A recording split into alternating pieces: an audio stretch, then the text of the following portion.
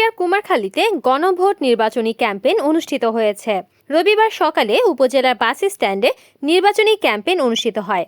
জনসচেতনতামূলক নির্বাচনী ক্যাম্পেইনে উপজেলা সহকারী কমিশনার নাভিদ সারোয়ার, কুমারখালী থানার পুলিশ পরিদর্শক সোহাগ শিকদার সহ রাজনৈতিক নেতৃবৃন্দ, ছাত্র জনতা ও সাধারণ মানুষ উপস্থিত ছিলেন।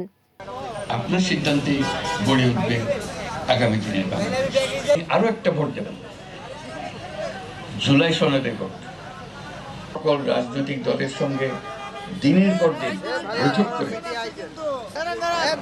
দেশ আগামী বহু বছরের জন্য নিরাপদে চলবে বলে আমার এই সনদ সমর্থন করেন, তবে গণভোটে অবশ্যই হ্যাঁ ভোট দেন।